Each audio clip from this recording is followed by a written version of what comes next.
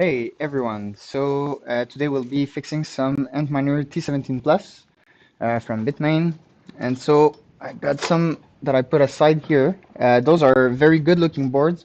So what I did, I removed some heatsinks because I was curious, because I always do a test with my tweezers on those heatsinks.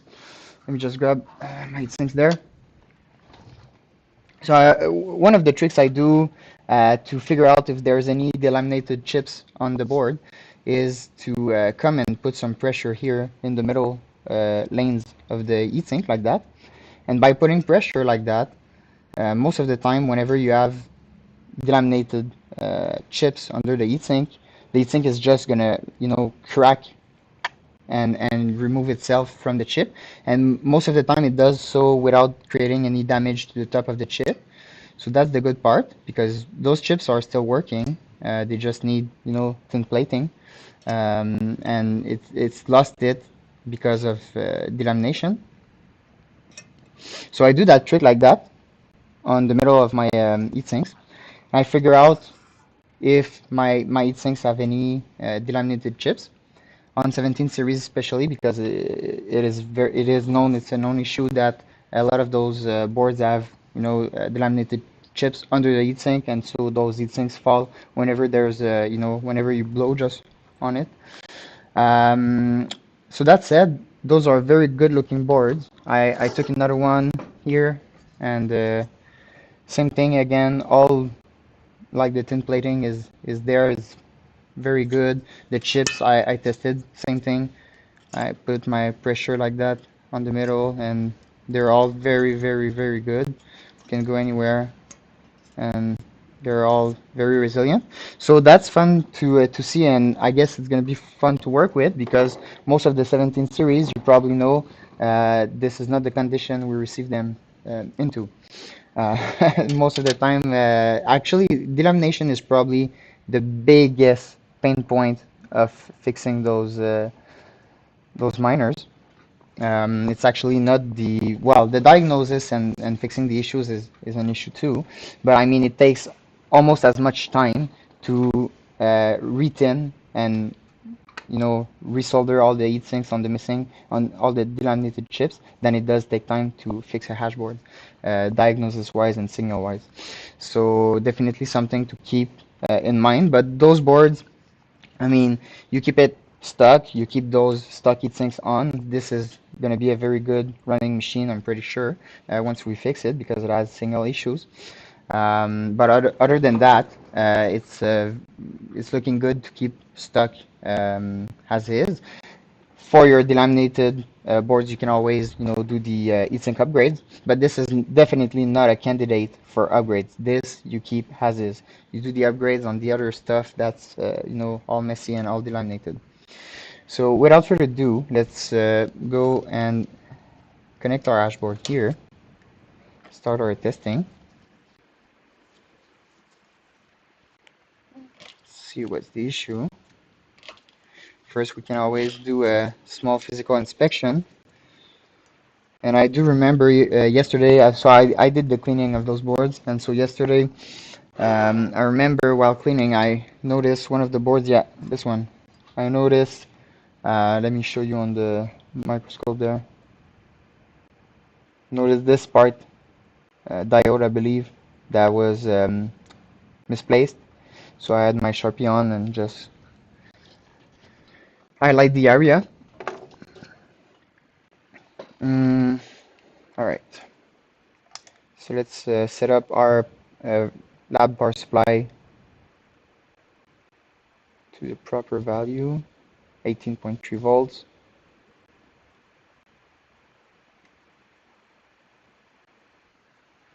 We have our multimeter on, and so also do let us know how you like the the setup. We have a new setup here, so we want to do a lot of things with that in the future. Right now, I did change the laptop we use for the streaming, and it doesn't have an integrated video card as strong as the previous one, and so it shows a bit in the quality, so I'll have to change that again shortly. But other than that, we have a dedicated room for the streaming now. We have this whiteboard there. So there's going to be one of the camera angles we want to build that's going to allow us to show you stuff on the whiteboard. And so we're going to be able really to have even more interaction in those lives and make it even better for learning together and figuring out stuff, which is nice. So yeah, ground. So I'm going to need this here. Need my ground here, and let's get this started.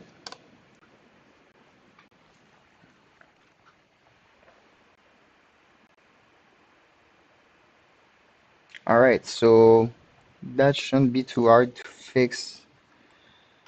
So we'll go and measure our clock here. 90, so this is something we can deal. Go and see here. And this clock seems to be absent. Yeah, no clock here.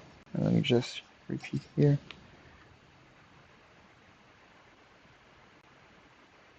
All right, so obviously we'll start by changing this chip.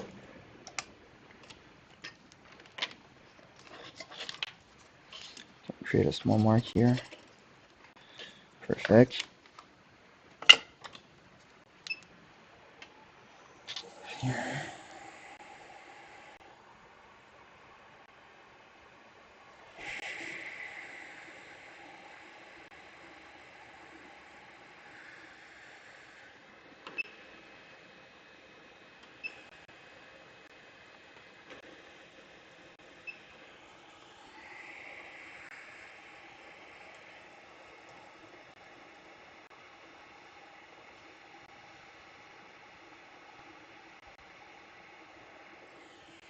So you see, even with heat, it takes a decent amount of time to remove the heat sinks, which normally on the 17 series, normally they're looking much weaker than that, and so they're going to take much less time to remove the heat sink. So this is a very good, one of the good T17 Plus that we got to see. Probably one of the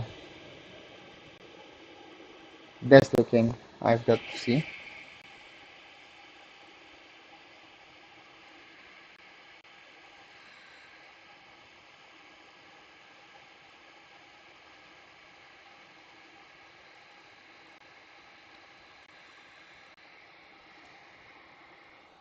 Oh, and let's make sure you can bring this here.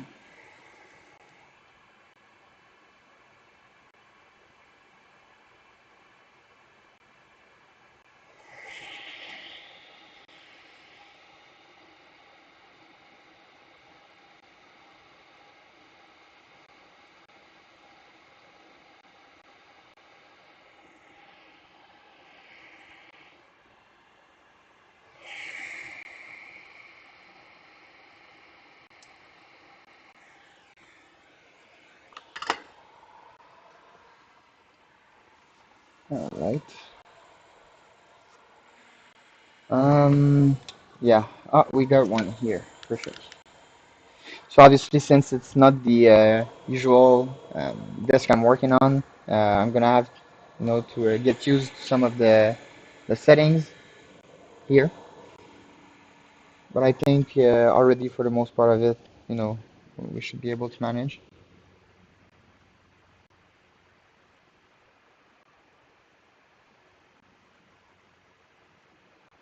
All right.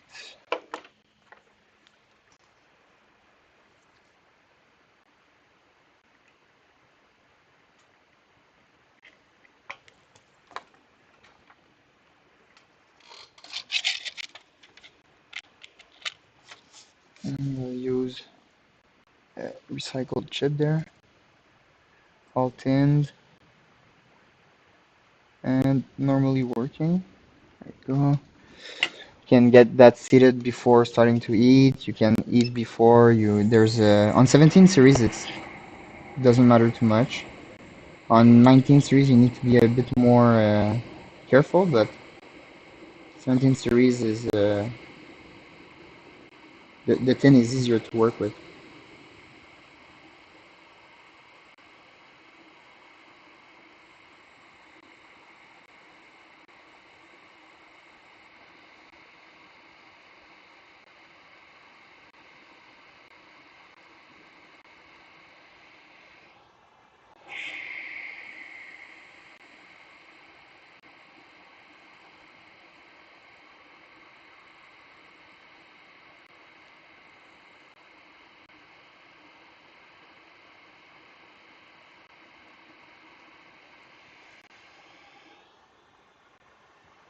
So if you do have questions or you know, just want to chit chat about Bitcoin, mining, Lightning Network, don't hesitate. We got multiple platforms now. This is streaming on. So this is streaming on Twitch, on YouTube, Twitter, and Facebook Live. Obviously, the main channel is the YouTube channel, but you can drop us a comment on any of those platforms, and we should be able to see it here, and it should also show up in the video.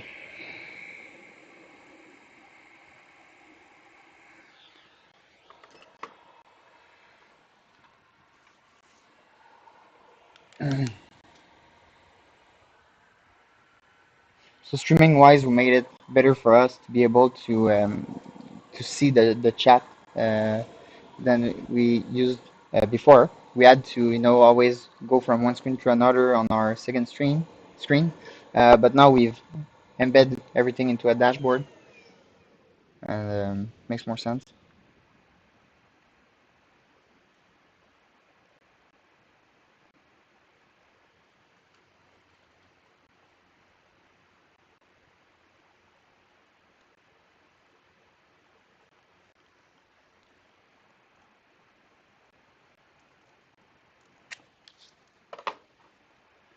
I believe we have some cut and swaps there. Let's clean the area a bit.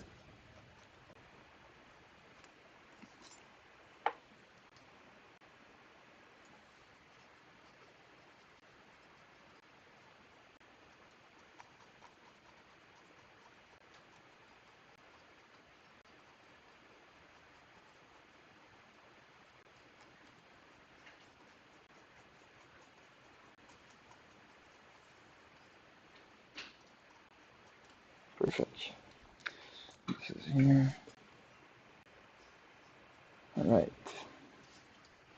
So let's have some cooldown here.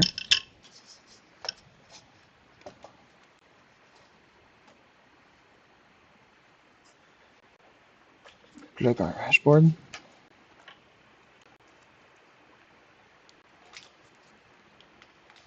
I think you can see here the soldering job is pretty good.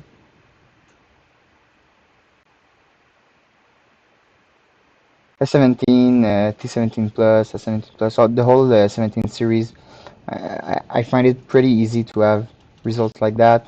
Just need some good amount of flux and some proper attention, aligning everything, and it's gonna look like that.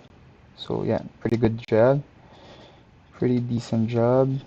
All right, so let's see what's the result. Power supply on, priority is good. Restart the test.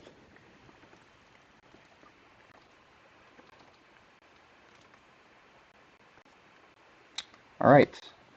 Oh, 43. So that can be a fun problem. We'll see. So let's first of all let's go and see if we have any issues on 43 here. And so maybe let's get back to that screen, general view for now.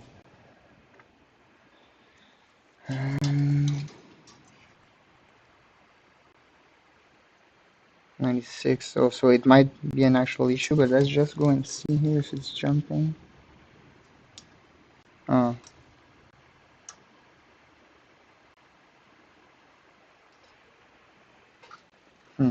So this is an issue I like a bit less, but we can find it, can fix it.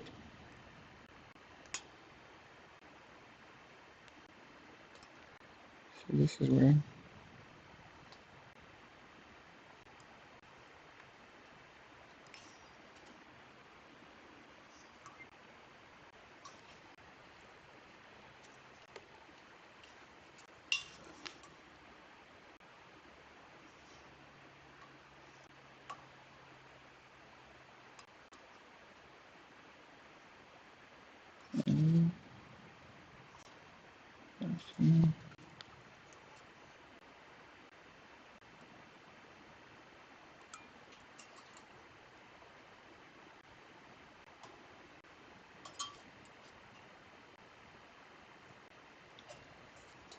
So let me explain quickly.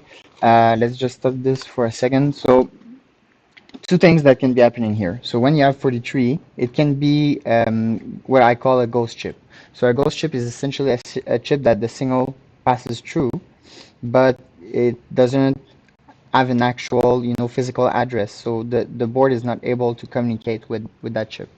And so what it's going to result in is the signal is going to go through. You're going to be able to see it and measure something out of that chip, voltage-wise. And the signal is going to be able to make its way and go, and all the information go with the return back and make its way back to the PIC, to the control board or the tester. But without that chip, that chip is still not working. So there's still a chip missing in the address, and it still won't work in the unit if you try to put it in. So what you need to do when it's a ghost chip is you're going to take some cables that you can do yourself. So essentially, you just take two, probes, and you attach them together, and you use that as a shorting cable. And so you're going to be able to, for instance, go and grab the domains LDO that has the 1.8 volt, and use that on your RX pins to try and short and see and figure out where the chip count gets where it's supposed to.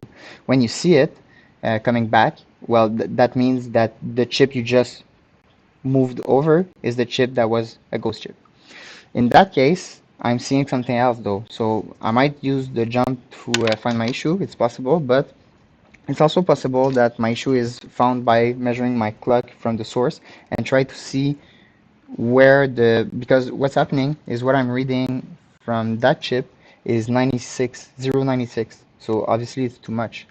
But first thing I did was put this in doubt and go and measure this one. And why I skipped this one is because it's an issue, and it's something I've shown in a previous stream, and it can be a frustrating issue where the actual problem is sourcing somewhere else in the board, and it's always jumping a chip. So you'll always see that kind of issues jump two chips. So it's gonna go, for instance, this chip to that chip, skip this one, this chip is gonna have an issue.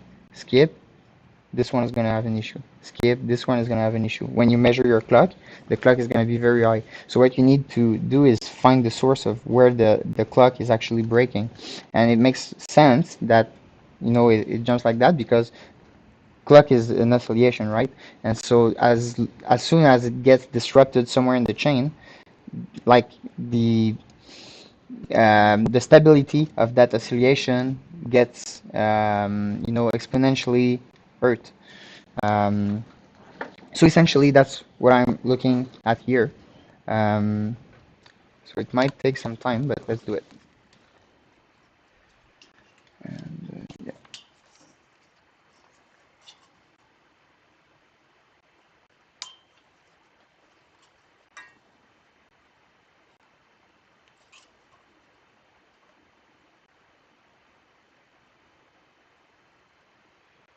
92 here. And see, now I have my whole board funny.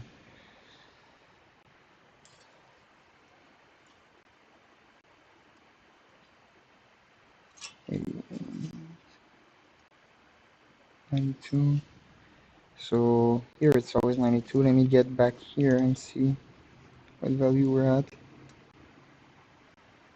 94. No, this is too high. Right here.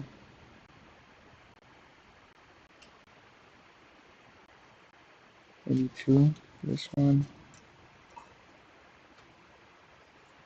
1. See?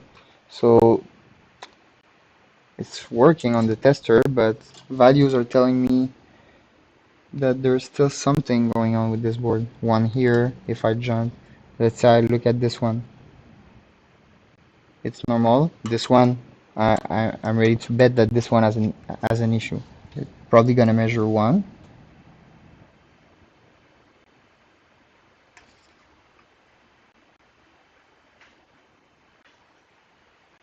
I'm having a hard time actually getting a reading out of this one. Benchmark is here. Okay, 1. So we need to find where it's starting. 86, 94.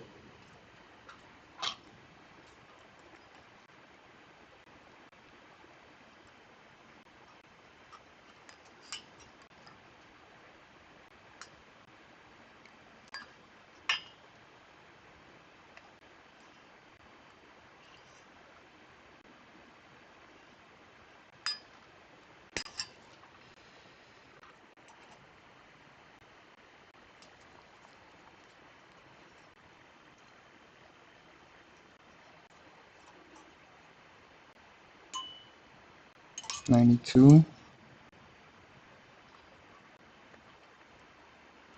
88. Oh, so this is interesting. 92,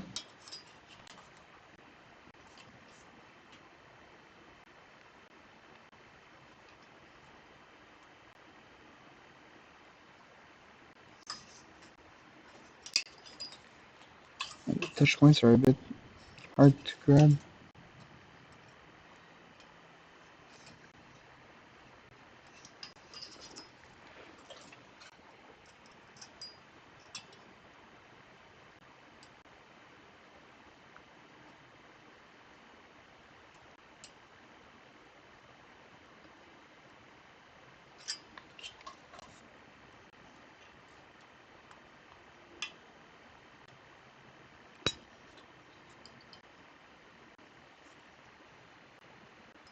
This one I'm not able to get my measurement. Let's just try to ground on another chip.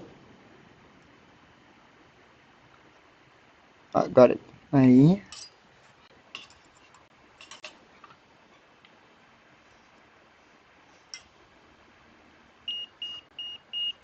It's gonna close on me.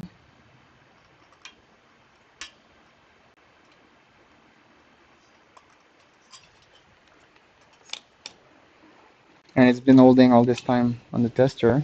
Know what it's worth for sure to try to launch an advanced test.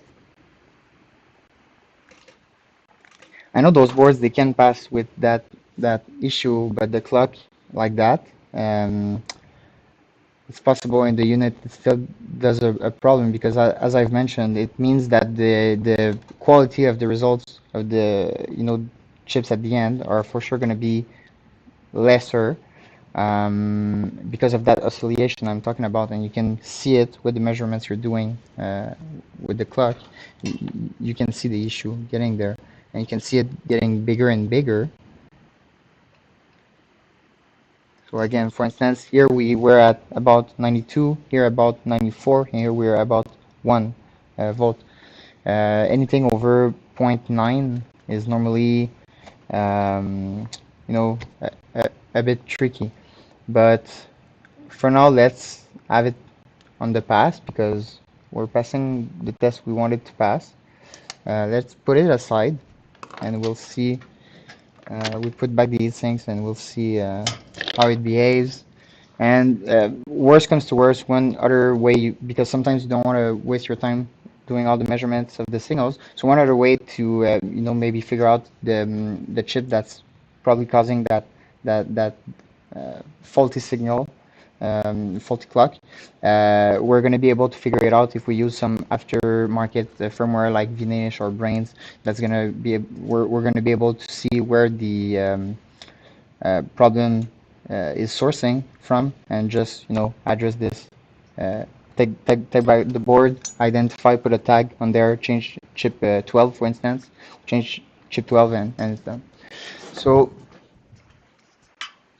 the important part is to actually get it working on the tester, because if we do so, at least we can test it in the unit, and we can have, if there's any remaining troubleshooting to do, we can have a better idea with a chip map, and from there work again on the board if necessary.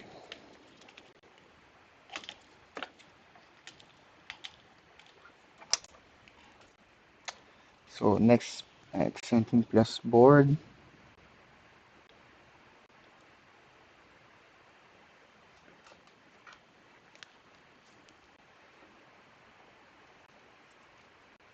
So this one is a 0 ASIC. So let's just right from the bat 1.8 here. So that's good. So let's see, let's try to figure out where it breaks. So let's see this domain here.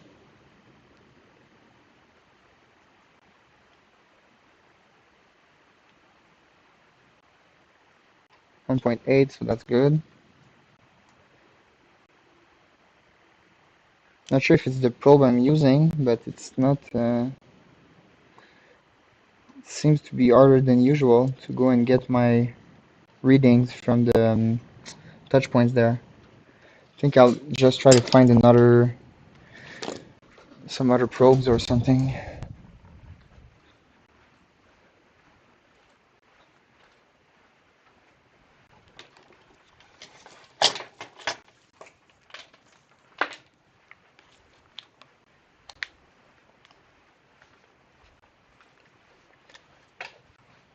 Let's take this one here.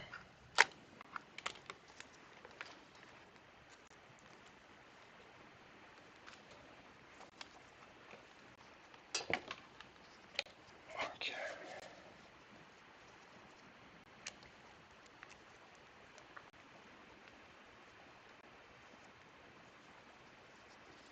Oh, stupid me. Skip the physical verification that I did prior to taking this board, and we know there was an issue there. I was looking at the current drawn on the power supply, and after all that time, going and take the multimeter didn't make sense. So I was asking myself what could be wrong, and I remember we didn't um, fix this issue here on the back. This one I might need a donor board because I believe there's two missing capacitors there, so I'll maybe go and grab one quick. Let's just place that diode back.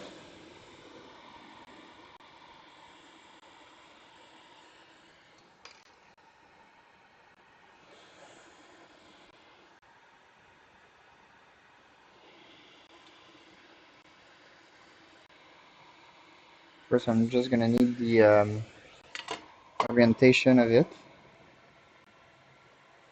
Can you see here on screen?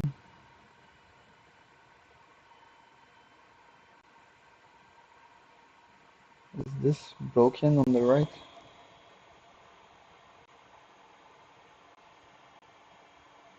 Oh, I might just change the diode from a donor board as well. This doesn't look too good. So I'll be right back.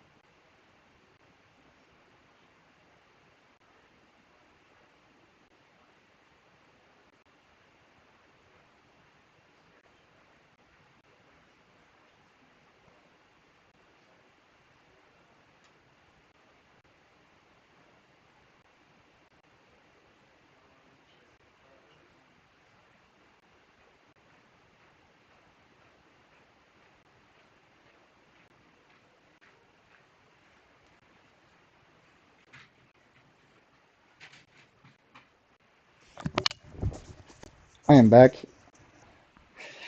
All right, so this is the joys of You know, when you have, let's bring back the screen here. When you have a burnt board like this.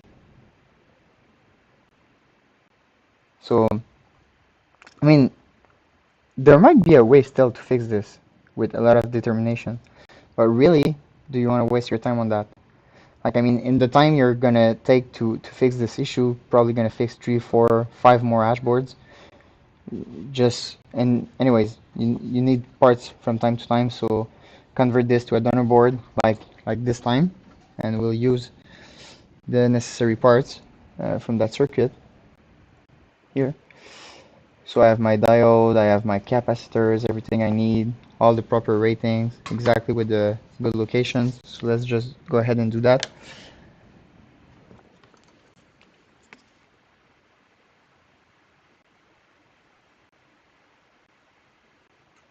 Let's just refresh a bit the tin and remove the debris from there. So having the flux, and let's fix the camera a bit. So having the flux there, solder and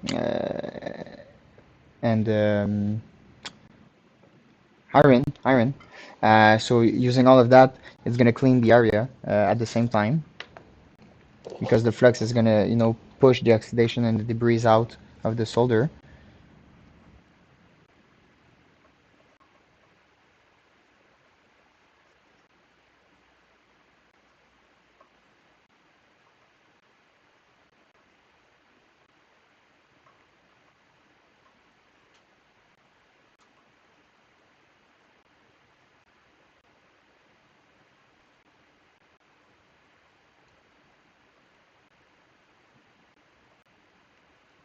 Amazing.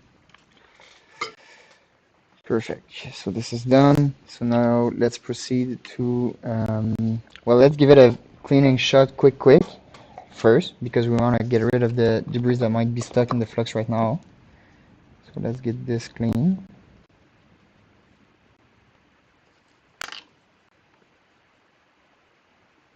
And yeah, let's remove all of that at the same time. We don't need that anymore. It's got our attention. Perfect. Some more flux to install the new parts.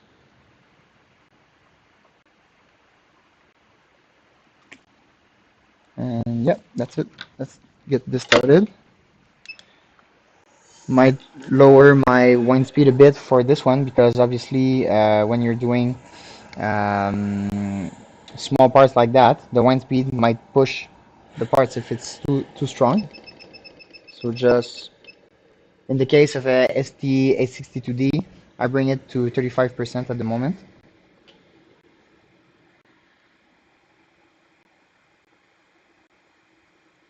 Oh, we can also add a bit of flux on the donor parts there. They're gonna come out cleaner.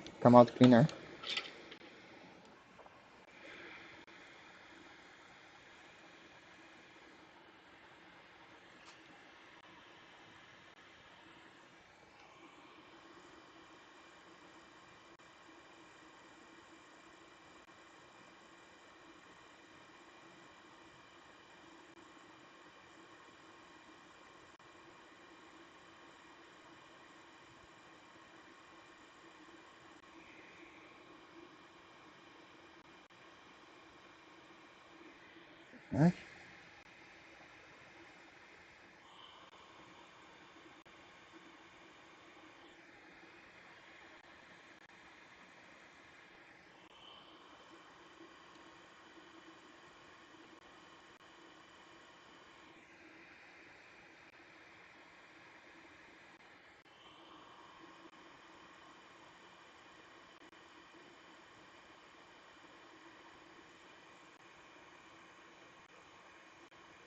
Amazing.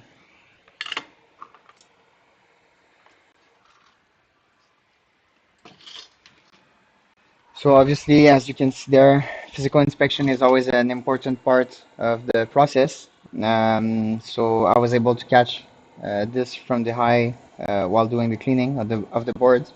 And so whenever you see something that's out of out of place like that, try to take a Sharpie, bring attention to that spot. So whenever the technician takes that board, flips it over, looks for physical damage on that board, they're gonna see it and address that problem before starting to lose time and do diagnosis. Because see, I was starting to measure my 1.8, but the issue probably wasn't there to start with, so I would have to go through all the board, lose maybe 10 minutes doing my diagnosis before getting to the back part and seeing this right there when I could have catch on with physical inspection. So keep that in mind. Physical inspection is an important part of fixing your boards as well.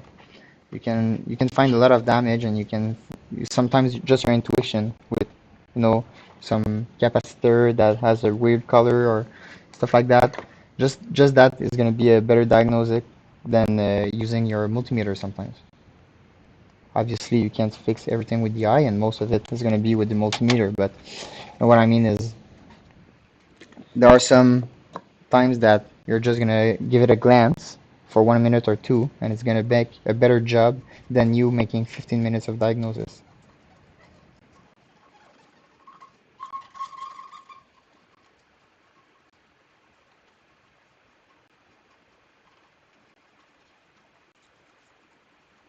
All right. Just something there. Yeah. All right.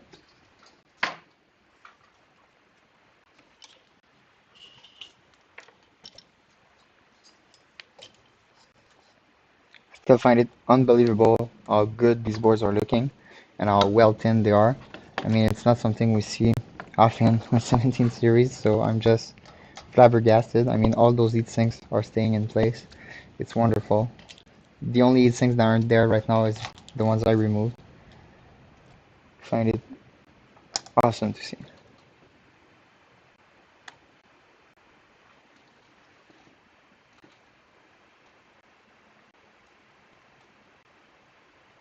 All right, so we still had zero chip. So there is still some other issue down the line on this board.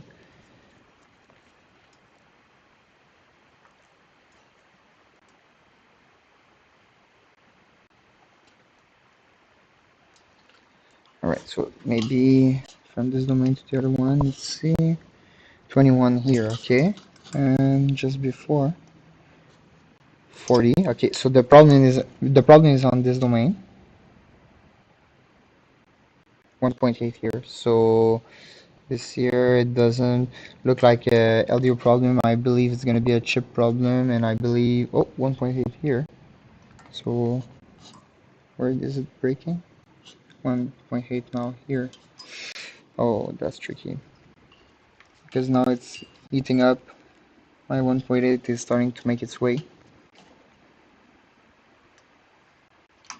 but this one is still not showing up, right?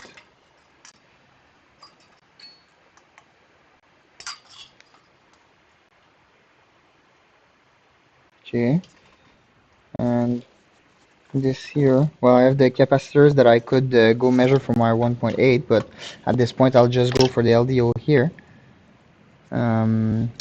because it's under the heatsink anyways.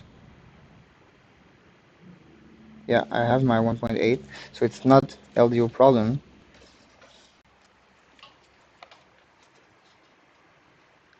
This one has it. Let's get back to this one here.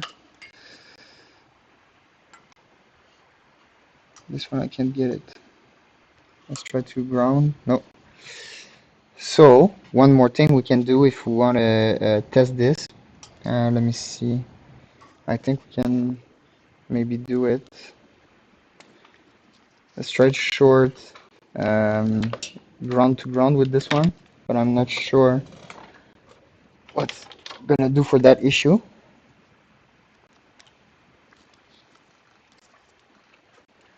So normally,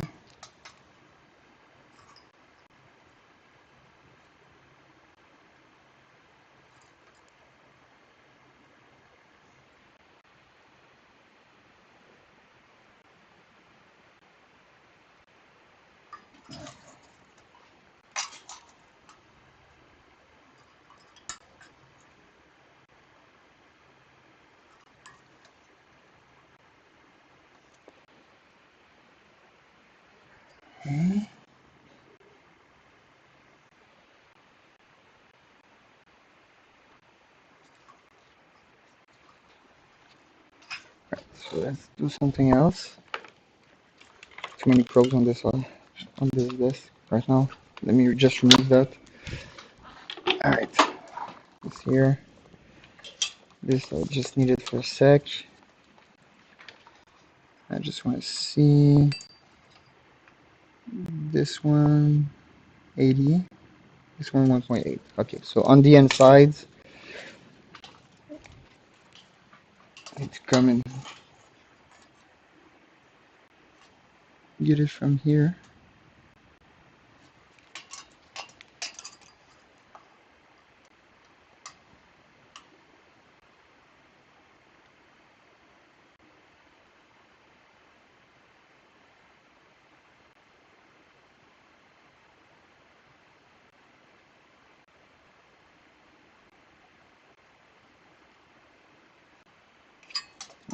Still not doing nothing. Let's try to go to the next one.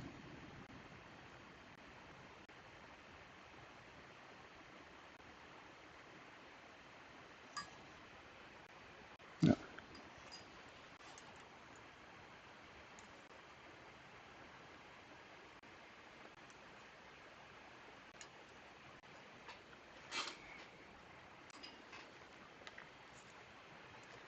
Okay, let's stop this 2 seconds. Just remove that heatsink here so we get a better access. I know it's probably one of those two chips here that we're gonna have to have a look into, but let's just try to narrow down. We can bring back the 1 speed.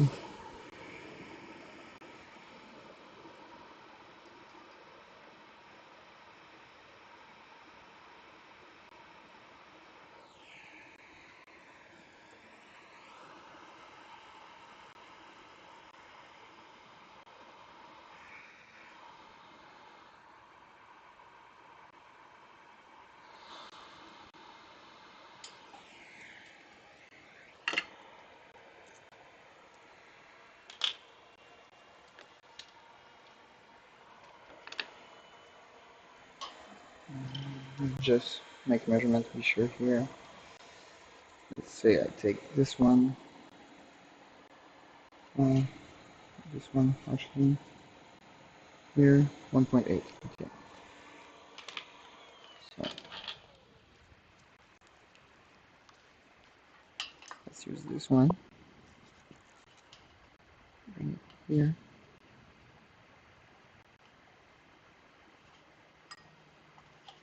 Let's try without that.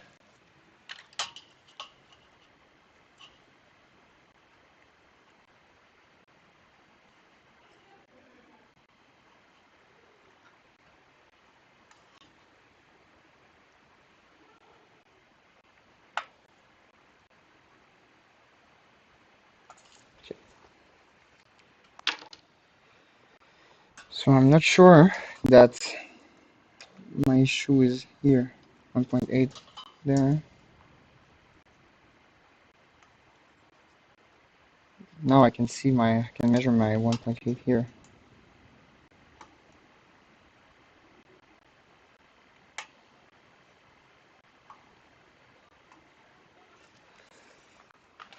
It keeps on moving.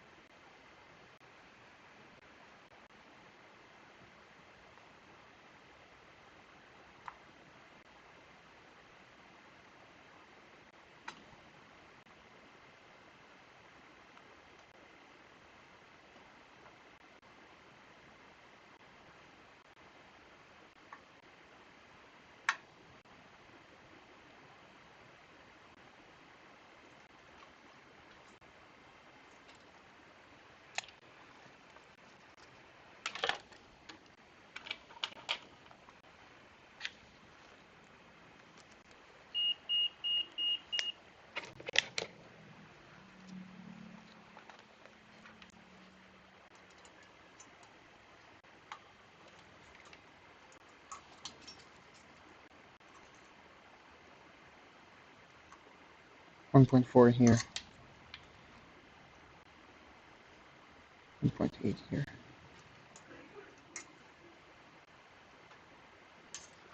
Okay.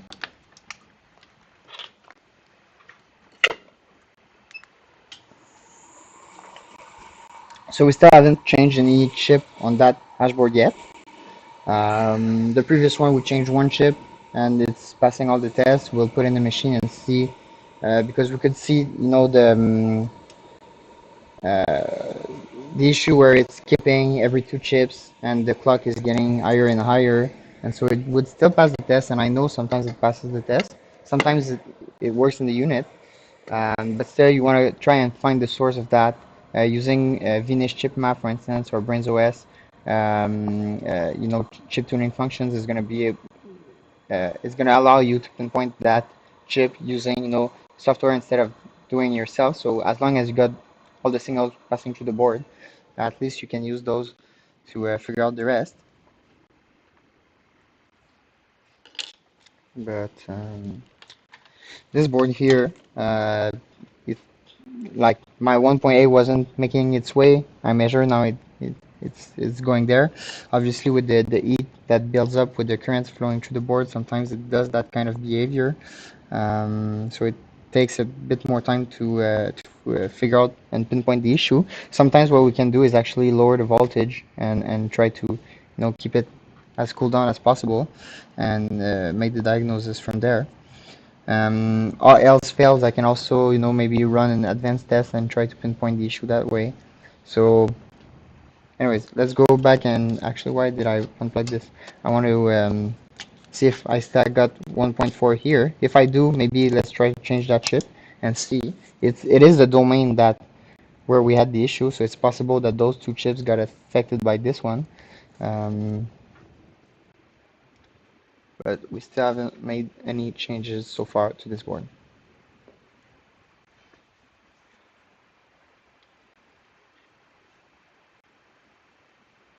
This is still 0. Here, let's go and see. Yeah, still 1.3, and here, still 1.8.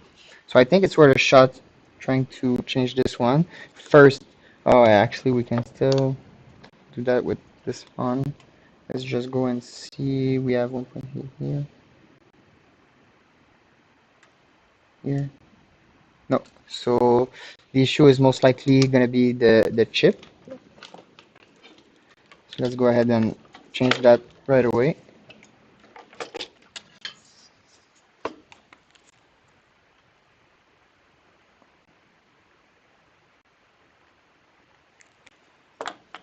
Alright, so let's try to set it up so you guys can see a bit.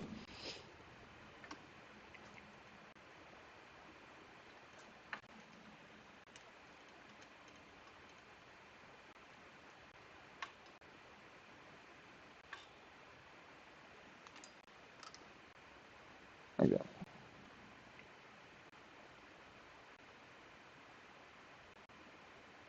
Alright.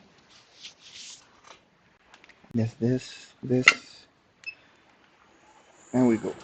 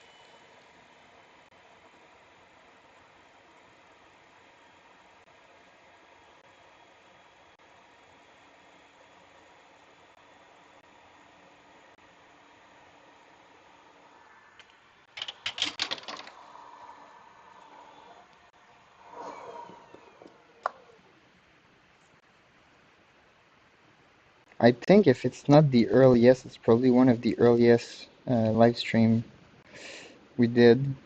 We normally do those mostly in the evening. Um, and again, it's a bit unannounced, so there's not too many live viewers. But those live streams, anyways, they get most of their views um, after the broadcast. It's always fun though to have community asking questions and all. So maybe we'll have to release a schedule for more visibility on the part of people that like to enjoy that stuff, like you that are watching this right now.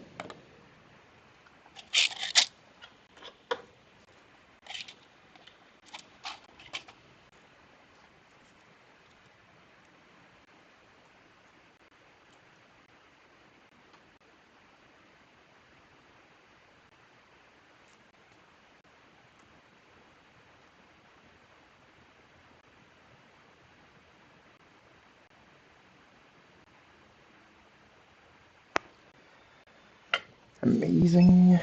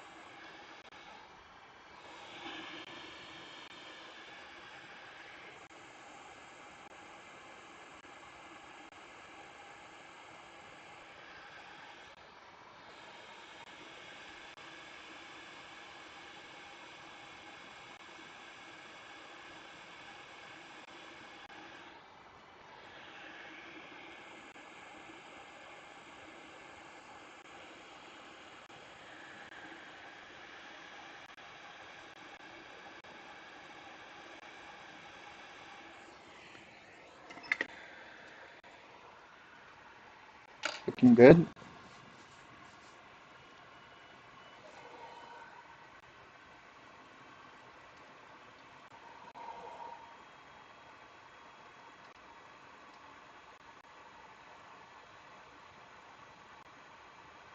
You see, properly aligned. Legs are beautiful, round, shiny.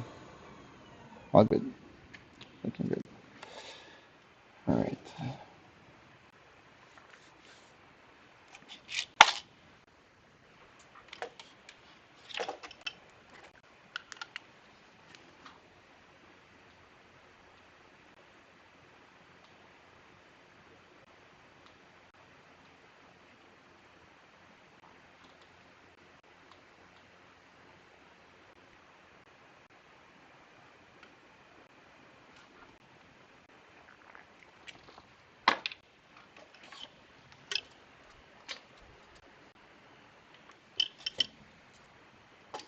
So let's cool that down a bit before testing.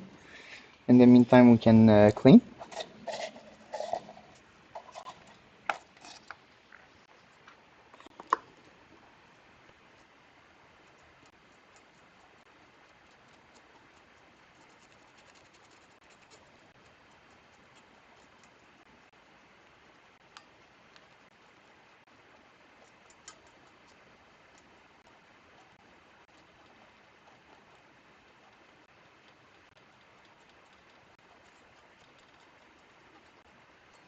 Wonderful. Let's bring it back here.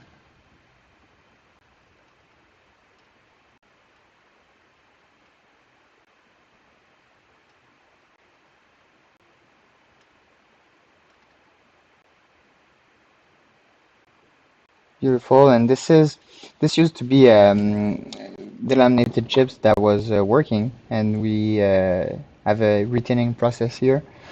We use a 6337 solder to put back on the chip, and like it does a very decent and very strong result. The heat sinks are gonna hold strong on this. Beautiful chips, and so it makes us gives us the possibility to have these chips in stock. The BM1397, the average price the resellers are selling them right now is $18 still, US dollars. That is. All our prices on the decentral shop are in Canadian dollars. So first of all, always keep that in mind because sometimes it might look higher, but it's actually much lower buying from us. You can see there's a lot of options we give now with also used chips. For instance, as I've showed when we began that stream, we have some donor boards such as this one, where we have burnt components where we won't want to waste our time. And you can see, for instance, the pick is missing here. So the boost chip there. So there's some parts there that have their worth. For instance, there would be that crystal that we could still go and grab, temperature sensors, stuff like that. And so some repair centers that are launching, or some customers that have their own machines and want to try to do that stuff by themselves, you can source those parts for much cheaper if you buy them used, obviously, but you can source them for much cheaper. They work perfectly. We test all the chips, so no reason not to take them. And so to get back to the actual BM1397 chips, you can see those. For instance, this one, well, it used to be a delaminated chip, which people would just throw away because it's not useful anymore. And so we have our retinning process. We retin those chips, make sure they pass all the necessary qualifications for being reused, and there you have it. So we sell those instead of the average $18 in US dollars, we sell those for 5 Canadian dollars each. So obviously, yes, it's used, but I mean, you can have much cheaper repairs that way. So keep that in mind. Not everything still is listed on the shop. We try to list more and more stuff. It's mostly me that actually manages the website, and I have many more hats to wear in this company. And so sometimes it can take a bit of time for everything to be released. So what you can do, though, we have a very excellent support team, and you can reach them out. You can ask them, for a quote for anything you want, even for repairs, and we're very flexible in all the offers we have. For instance, some people prefer they might prefer for us to take parts from their own boards and not pay the parts, in the repair prices. So really just pay for the time. It's something we're available to if it's something you want. There's many things we can discuss and offer. So now this chip is now at 1.8, so the issue there is fixed. Let's move forward. And it seems the one just after is not giving no return. Now we can try to jump again that signal. Where did I put my cable? Ah, there it is.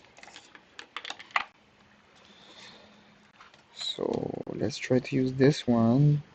Take 1.8. This one is working, so let's try to jump this one.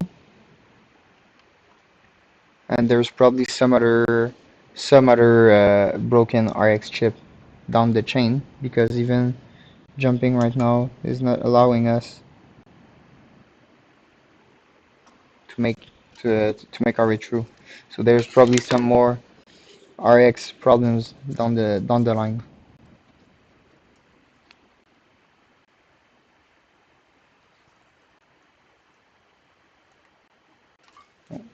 All right, so let's remove that heatsink, and well, actually, let's just go ahead and change that chip because there's not much more to look at.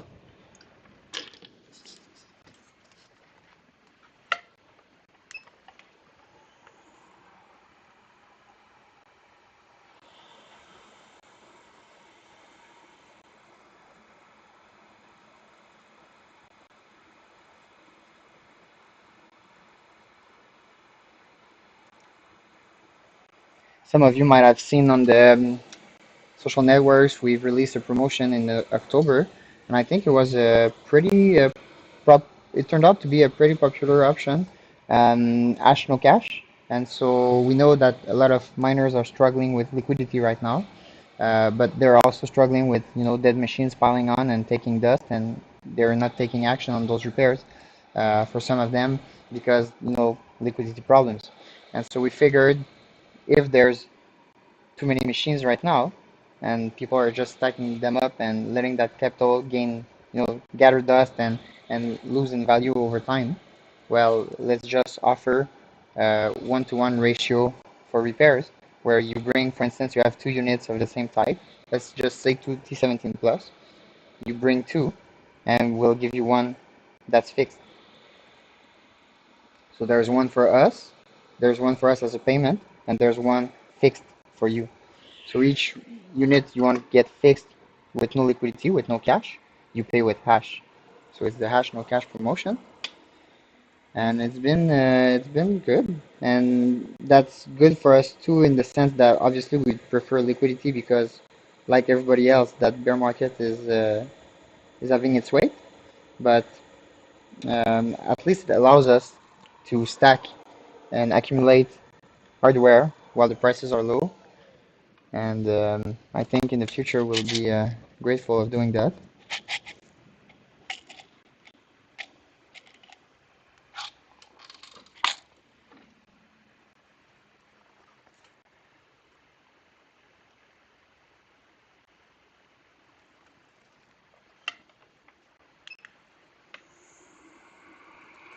It's very good because it allows us to have a lot of parts more in stock.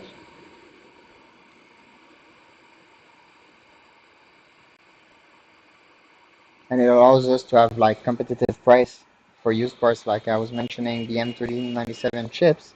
Well, we have plenty of those. We can definitely source your repair operations of those chips. All tinned, all working, all tested, all very cheap. And we're able to do so because we have creative promotions such as Hash No Cash, which was very successful. It seems it's helping a lot of people out, and it's good for us too. So let's do it.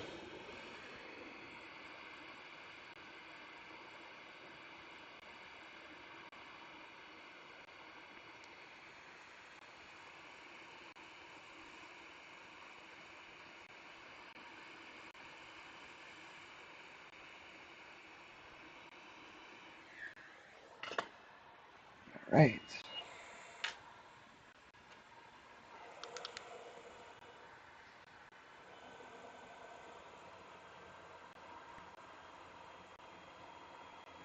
So again, we do expect when we plug this board for testing that there's going to be a remaining RX issue based on the short we did just before changing that chip.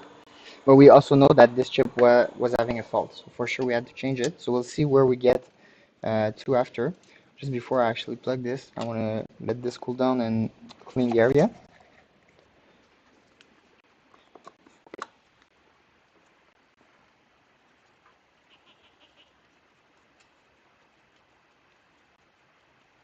Some say, why are you cleaning the area? You're using no clean flux. So using no clean flux, you could just leave it there. And that is true, and it will work. But first of all, I like to have this as clean as possible, and give it back as clean as possible so it doesn't really show that there was any work on the board.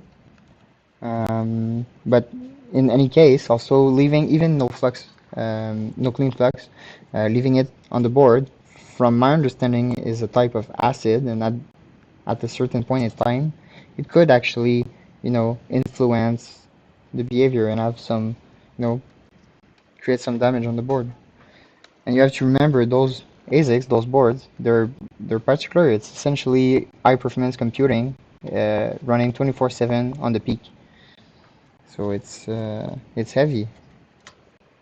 It's heavy the amount of energy that goes through those boards. So you have to treat it as such.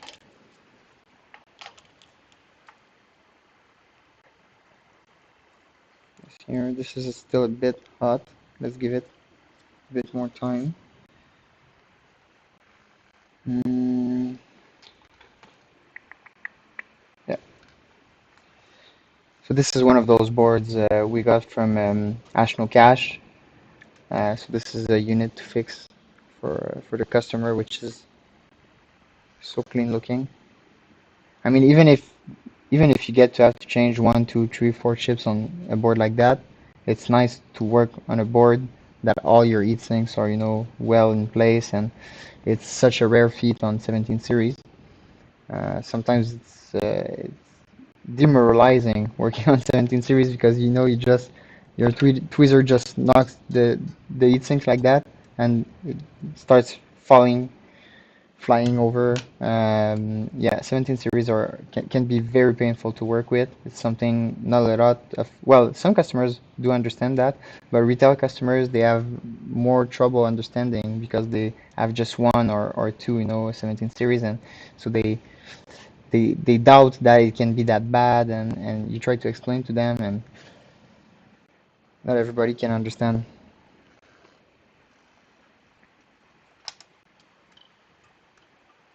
But all in all, retail customers has been very good for us. Actually, at the moment, most of the repairs I have in the shop is from retail. I hear different stories from other repair shops. Some will say that institutional are more resilient. But from what I've seen, and especially even in the mining game in general, from what I've seen, especially this time around, institutional has been weaker, much weaker than retail. I mean, you have Core Scientific and Compute North that's filing for bankruptcy protection, right? I mean, it's not something we see as much at the moment with retail that are just, keep keeping the machines plugged and just going through and unmoved, but they don't have, they didn't, at least the smart ones didn't put that onto debt.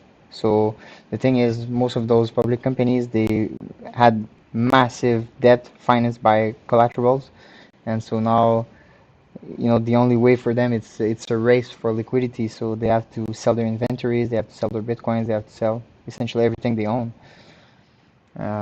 It's not the same thing we see with smaller companies, such as ours, that to start with don't have access to funding. So even if we wanted to do a collateralized,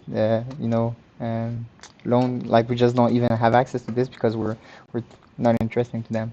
So I mean, it makes us more resilient, funnily enough, um, in this funny market right now.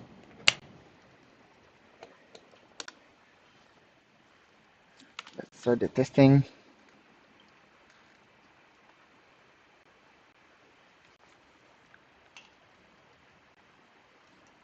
And we have our 1.8 now here. So let's see.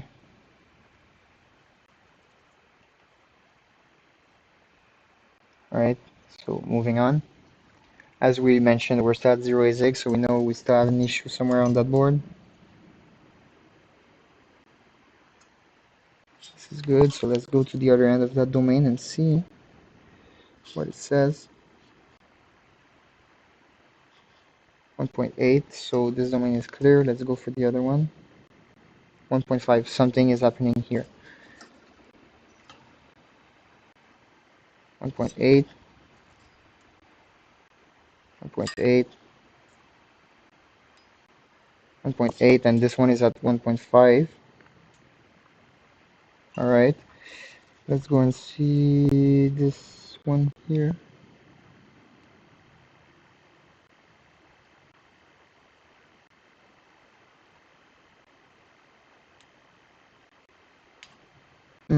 Maybe that resistance right there. On one end I have my 1.8, on the other end I have 1.5. This is abnormal. If not, and this is the other end, it might be this chip that's actually influencing this chip. So I'll start with the resistance. I won't measure it because sometimes when you have that issue, the resistance measures fine. It's really just when you remove it, you can see that it's broken. And if the resistance doesn't cut it, I'll go ahead and change this one here. Unfortunately, I'll have to remove this label there and put it somewhere else, because if I start eating here, it's gonna melt. It's gonna bring all the resistors this is inserted on. So let's just move it here.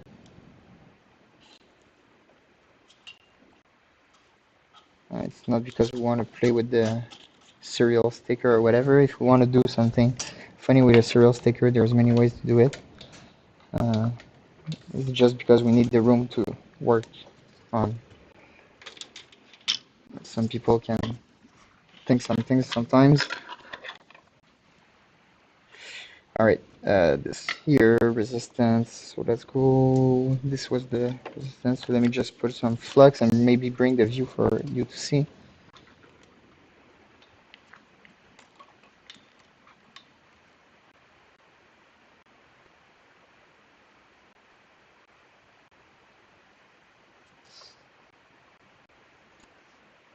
So this is the one here, R893, sorry. This might be a bit in the way.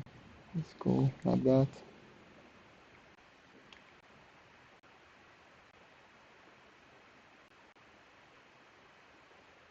Alright.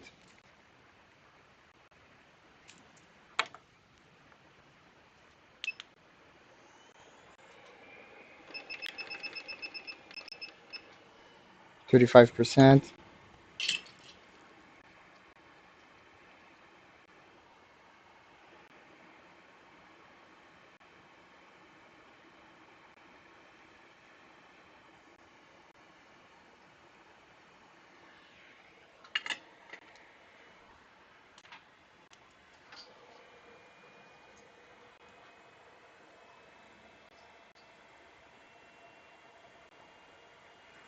I was speaking of donor boards before and parts, but that's something we can also look. If it's something you want, we can also manage to ship over donor boards if you want, instead of just single parts or some stuff like that.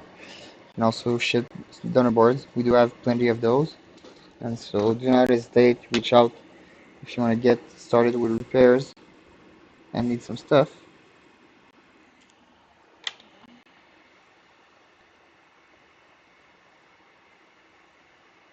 We get paid in Canadian dollars, so we're not expensive.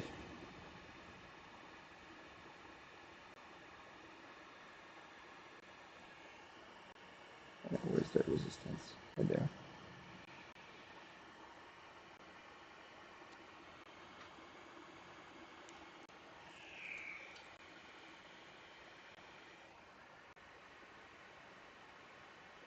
Okay, well, let's just go grab this one instead.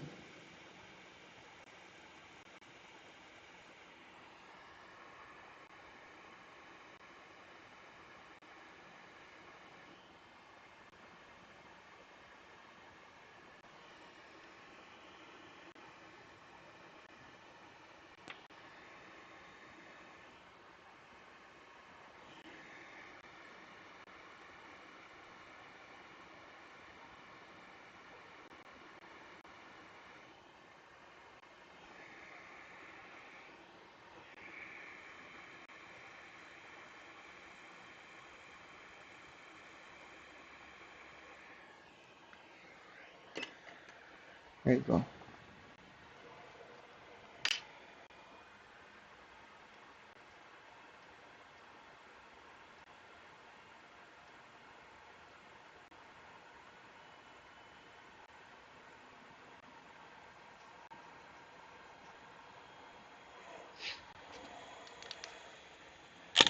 Oops.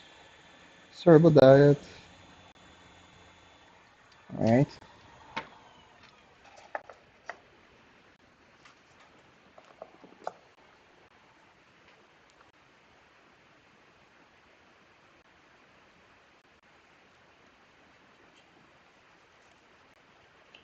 Amazing.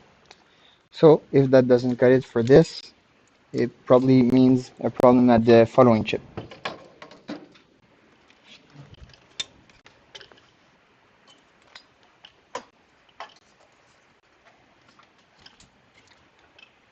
All right. so far on this board. So the other one we fixed just before, pretty quick. This one, since we've been looking at, so we already had some heatsinks that were removed. It's not necessarily stuff that we changed. First of all, I wanted to see if the chips were well tinned, but second of all, those two, even this one, no, those two only we removed because we wanted to see and make have better room for make our measurements. Those two here we had to change. So we changed this one, 1.8 was breaking, fixed it, changed this one, fixed it. Now all of this domain is good, all of this domain is good. Um, and we get to here. So this here, turning here, at the other end of that resistance here that I just showed, I was having 1.5.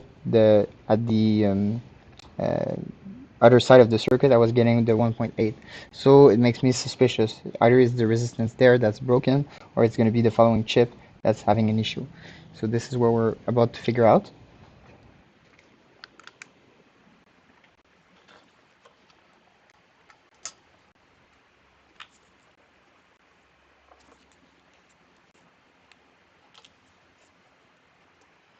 And we do have some viewers. I don't know from which platforms because my counter, I don't believe, allows me to see, but maybe it does. Let's just try to see. Mostly from YouTube, but do know it's also streaming on Twitch, Facebook, and Twitter. And on any of those platforms, you can chat with us. I'll be able to see it in my embed dashboard, and even others watching from other platforms will see it because I've embedded that chat also into the videos. So if you have any questions about, repairs in general, ASIC repairs in general, T17 plus hashboard repairs, just mining discussions in general, or even Bitcoin or Lightning Network related stuff, I'm open highs and ears. All right, so let's go ahead and power on power supply. Start this. Oops, just a sec. Had a bad time reading the PIC right now. Let's just replug in that case. Make sure here is well plugged.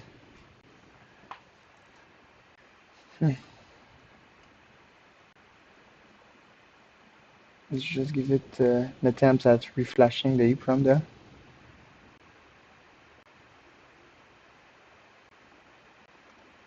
Alright, weird corruption there, but it got sorted. So now let's start the test.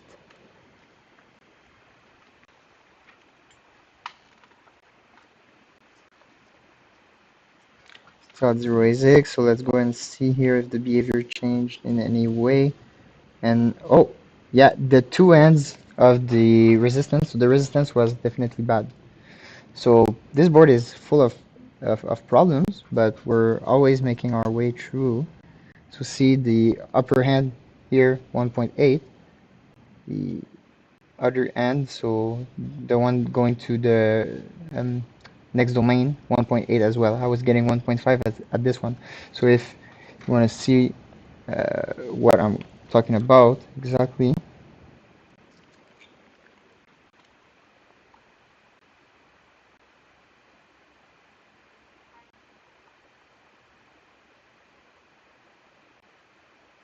all right.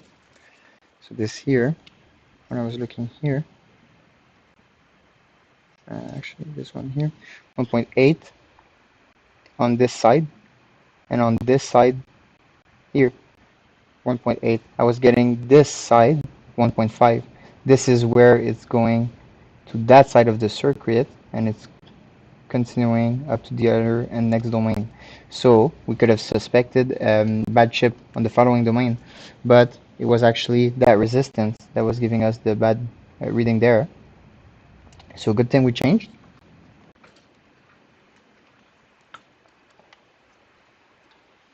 That's why sometimes you don't want to just go ahead and measure your resistance, but just change it, because you're going to be able to sort that out pretty quickly after if there's any other issues. So in that case, we do have more issues. So that board is still not turning on. We still have the 0 ASIC problem. And zero ASIC is really a lottery in problems. So it means that sometimes you're just changing one chip and the whole board is working again, but sometimes you change 5 chips and you're still getting zero ASICs and you still need to make your way through. That can be annoying. Let's see this one here. This one could get there.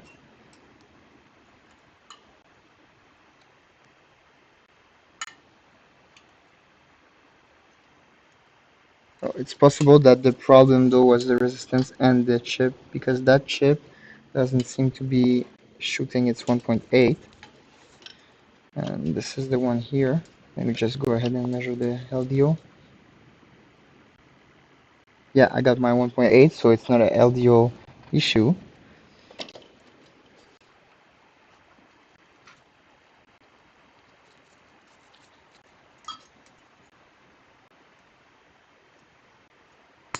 Alright, so it looks like we're gonna have to change that chip there.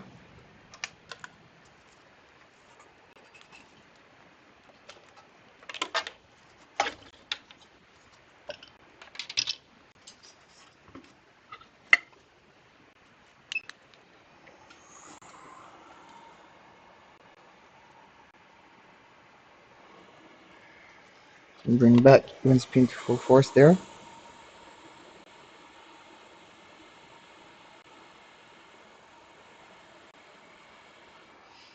So on previous streams, you remember we had that camera. Actually, if you look on the screen, it was about in that area. We had the multimeter. This is coming back. It's just that the laptop I've used for the new location, the new streaming location in the building we had. Um, I used another laptop because previously I was using my own personal one, which has a much better embedded video card. But this one, it doesn't seem to be able to take on too many video streams at the same time. And so right now we've limited a bit the stream, but we're coming up with much more angles than we had previously.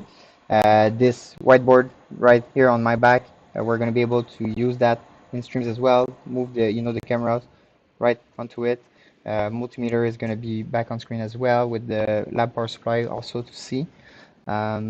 So yeah, back cam also, because right now we don't have a back cam, so we like to have all those play of angles, and I believe our viewers like that as well. Um, but yeah, right now we're still, we've moved actually to this this we made this. I mean, we didn't move physically the address. We're still at the same location, but we moved where we're going to do our streams in the building, and so this is now a dedicated area for that. Um,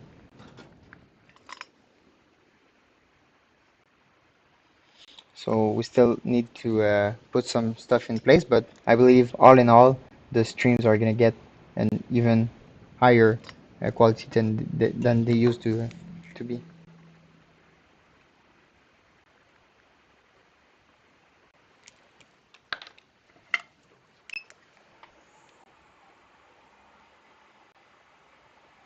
What is it? About 11 now, so I'm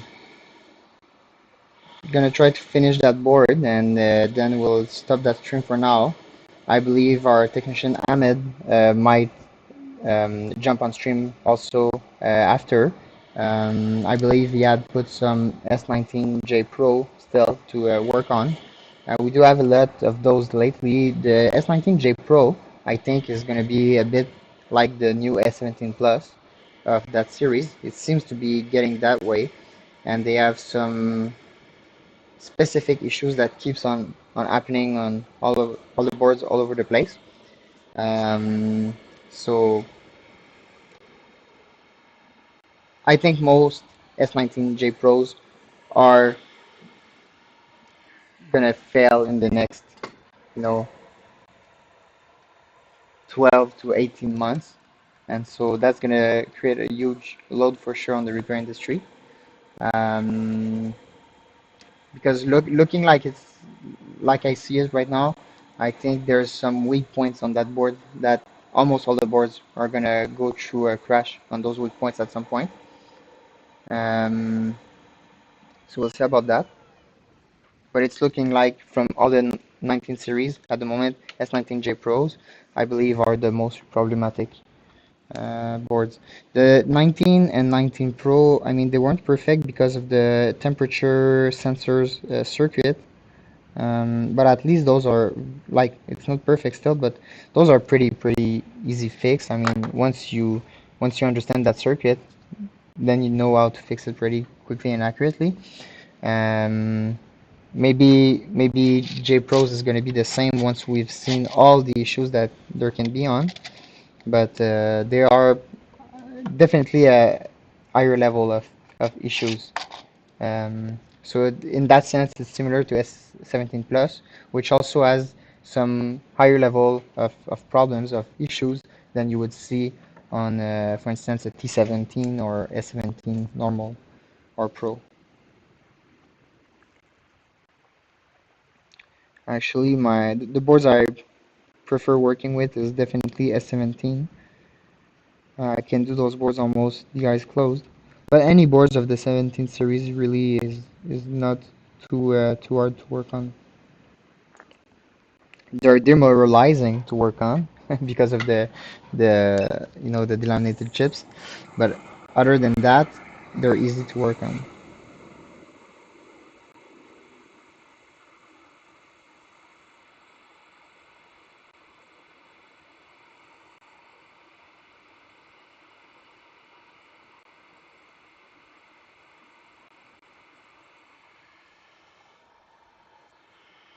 D7s also seem to be pretty messy. There's already been a lot of D7s we've received at the shop since the moment we did the first stream. Then a lot of people came and asked for D7 repairs, and they seem to have a lot of resistance issues, a lot of weak resistance. Hey, Amilcar, demoralizing indeed. Feels like those chips tend to go weak quick. 17 series? Well, it's really, to me, the most difficult part about 17 series is the delamination. So, those chips that get the mirror-like feel and that you can't attach the heat sinks to anymore. So this is definitely, to me, the biggest pain point because we do have some of our tricks to try and find every of the weak heat sinks, but obviously sometimes we can miss one. And in transport, then just, a small shock is going to create that heat sink to fall over, and so the customer is going to feel like the repair he's got, wasn't done properly, and so he has to ship it back to us. We have to fix it again, ship it back to him, and so we do have a 90-day warranty, which is pretty awesome, and we're the only one in the industry to offer that. Um, but still, it's nice for a customer to receive its unit, have it worked from the first time, and most of the time we manage to do that. But there's at least a 10% of times with 17 series at least that, like, whatever we do, there's going to be a 10% rate that just doesn't make its way with the 17 series because the delaminated chips, they lose some heat sinks here and there, even though we try to test for each of the individual heat sinks. And so this is why with this stream, with the T17 Plus, this is why when I started the stream, I already had some heat sinks removed on the hashboard because I wanted to see, because my feeling was that board was very good, very strong. It's one of the best stock hashboards I've seen. All the chips are tinned, and so I wanted to see by my eyes if under the heat sinks it was the same story I would see. And so this board I would be very comfortable shipping because I know that it's going to hold the transport. But some other boards that we receive, I mean, when some of the boards we have to retin 30 chips and put back 30 heat sinks and fix on top of that one or two or three chips that got weak signal. But to me, the most painful point definitely is having to retin all those delaminated chips. And we do that with a process we have here because retinning on its own is not you don't just use flux and start tinning your delaminated chips. They don't want to grab on the solder. So this is the most depressing and hard part with the 17 series.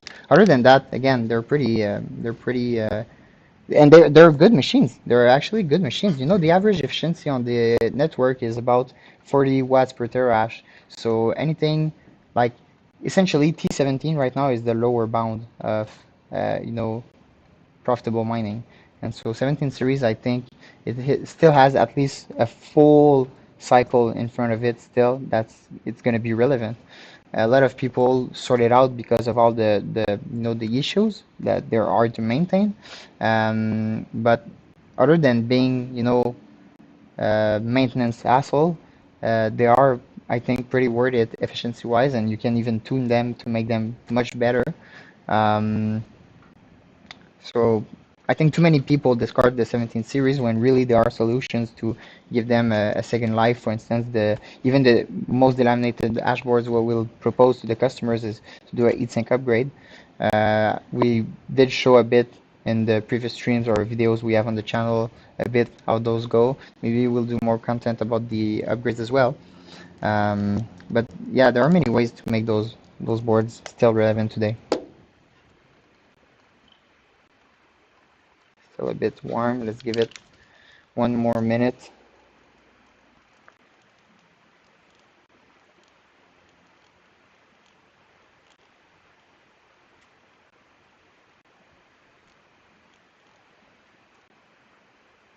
I'm not a big coffee fan, but I'm a big caffeine fan. So I'll just have a quick sip of the Monster here. Reserve white pineapple. Amilcar says, I mean, with the upgrade, it's a game changer for that series. Yeah, definitely. Definitely. It gives it at least the whole next cycle in front of it as a lifetime, you know, as a life cycle. And it makes it much more resilient. It makes it friendly also for immersion cooling. So there's a lot of things that it can do that's good for that generation. Yes. Do let me know when you have a schedule. Well, I didn't get any schedule. I didn't get a meeting invite, so I don't know. Oh, got it. Okay. Well, maybe schedule something and let's it that time. Yeah, but we didn't. Yeah, but exactly. That's the problem. There is we don't have nothing scheduled. Okay, got it. Ok. Ok, ben généralement, on part pas juste live comme ça. Comme on schedule quelque chose. Ok, mais reviens-moi quand tu as une idée de c'est quand. Puis,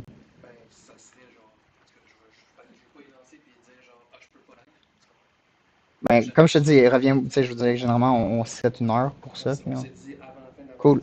Reviens-moi quand tu as une heure.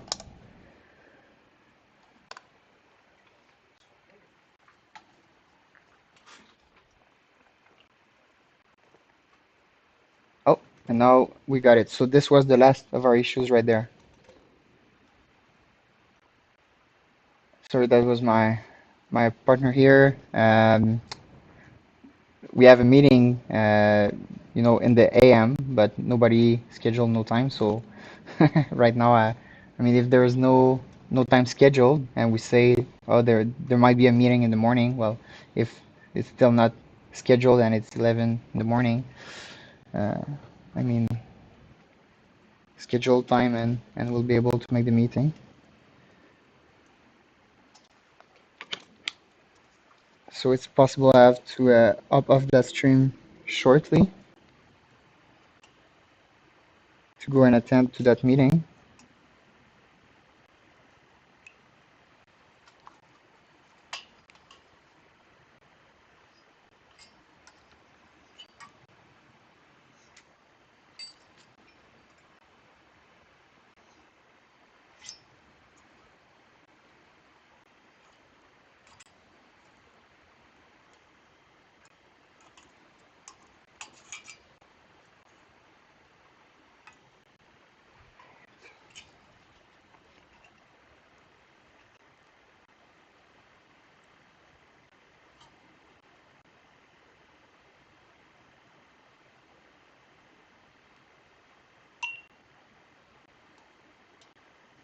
All right, so this chip seems to be, so the neighbor chip seems to also be having some issues. So we get our chip count, but advanced we're not passing. Advanced is when you have the chip pulling, and so obviously the stress is a bit more on the chips, and so this is the the final test. This is where you know if it's actually fixed or no. And so in this case we still have an issue, but I can still figure it out. So we run the test in advance and we still look for our return signal, and I could see it breaking here. I can see it on my resistance, so it's definitely breaking on that part of the circuit, and this here has it, so it's most likely this chip here. So just go ahead and change that chip as well. And so total, so far we changed 3 chips. It's not too bad. But we're gonna have to change a fourth one there. Hopefully this is the last one, because normally any more than 5 chips is starting to get, it's a bit limit. 5 chips is more than 5 chips. Normally you start not want to lose any time with that board. 5 chips is really on the edge. Um, but it's such a good looking board that I'll do that change for sure. So far, the other board we changed 1 chip. This one we changed. We're about to change a fourth chip. Amilcar. Okay, before you go, I ask you a S17 question. I watched live on them, and the takeaway I got from it was that resistors was one of the common issues. Honestly, I couldn't say which is the common issues on S17, because we really did the stream just for the sake of, you know, getting our hands and showing a bit of the S17, S15, sorry, on stream, because we didn't have that type of content. It's not something we've worked on really, and it's not something we have really much demand for. But it's been a machine that got through our Ashno Cache program, and so we figured, why the heck not do a stream about it at the same time. So since we didn't process volume of that unit, and I don't expect to process any volume any time in the future of that kind of unit, I wouldn't know, and I wouldn't be in authority to tell you which is a common issue. But I'm at my colleague, which worked more on those machines, and he's worked a bit more on those dashboards as well in the past. He's telling me that the resistors are something that you have to look for on S15. And you see, even T17 Plus, we had one of our issues we fixed here with a resistance, a broken resistance. D7s, I know. D7s, I can tell so far they have a lot of resistor issues. So for sure, even the small parts like that, you always have to be attentive and pay attention to them, and make sure if they're, you go and do your diagnosis. So for instance, again, here we try to figure out, okay, so this is where I have my signal and it's breaking on that side. So what's on the path of that side? And you measure, both ends of each part that are on that side, and figure out which one is not passing to the next. And so you go by elimination essentially.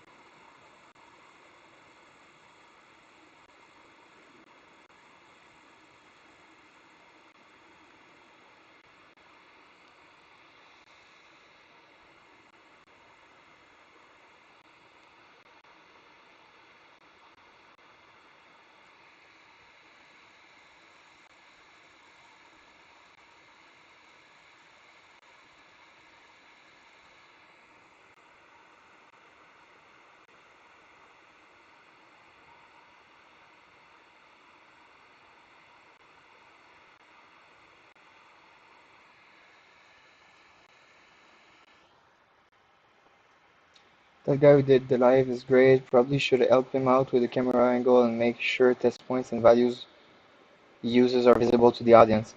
Yeah, we'll try to make him know that, because yeah, he's very very talented. But streaming at the same time than doing something like that, obviously it's something else. It's another talent you have to develop. It's something else to get used with, and needs to. So, for instance, you need to think a bit of how the audience is seeing. Also, it depends on the issues he's working on. I know, for instance, some of the S19s he's been working on, they have more complicated issues. So you want to keep your mind bandwidth to the actual fixing the board instead of managing the stream, because it's all using bandwidth in our head, right? So whenever I'm doing the stream, I'm much slower than doing the fixes just by myself and listening to music or listening to a podcast or whatever I'm doing at the same time. Um, so it's something else for sure, but we will let him know, and we'll let him know also that you do appreciate his talents because he's got plenty of it, that's for sure. Whenever there's an issue I can figure out, normally he's going to be able to find it. And what's more frustrating is he's going to be able to find it in 5 minutes.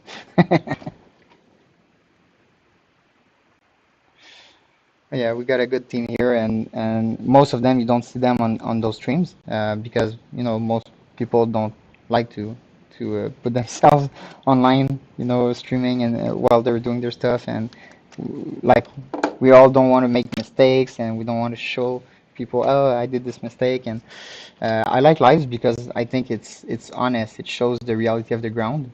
But a lot of people would prefer, to be in their own mind and listening to the music, do their job. And we have a very good team.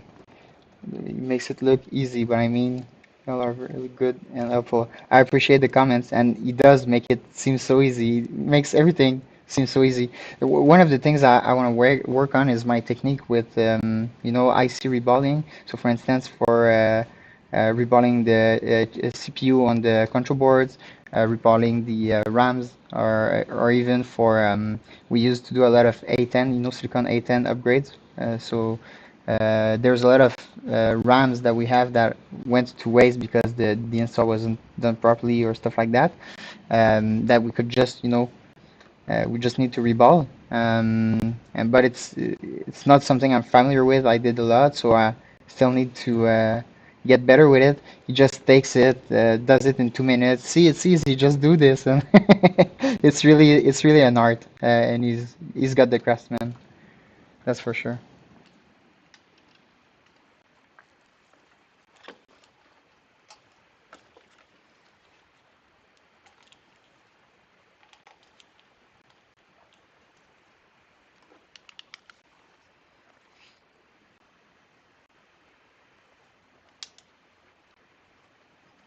Still a bit off. Let's wait again.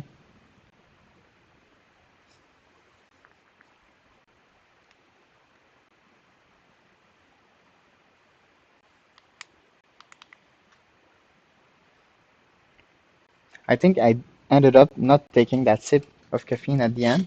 So,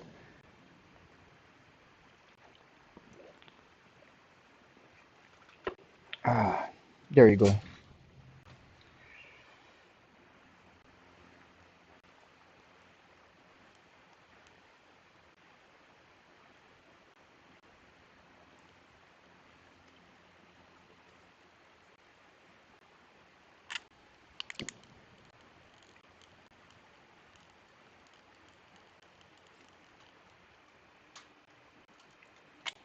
Why is playing tricks on you?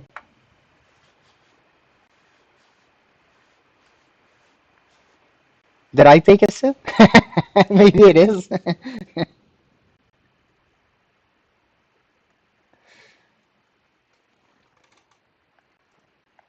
I'll have to rewatch the stream now.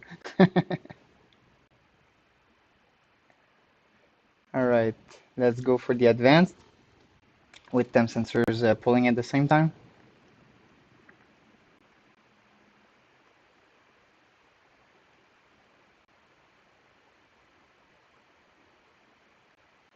Yes, I will go and have watch the replay. All right, and we got it. So the board is finally fixed. So this one was a bit more of trouble, 4 chips in the end.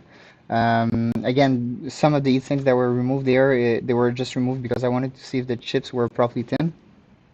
So no chips necessarily were changed there. We ended up changing these two and these two. Um, RX signal all the way. So the RX was broken all the way on this one. No other signal. Oh, and we also had one resistance that we changed. Right there. Let me bring it back on screen. Right there. And so if we look at the microscope, those that were already in the stream then will remember this one right there. So when we measured, top was measuring 1.8, bottom 1.5.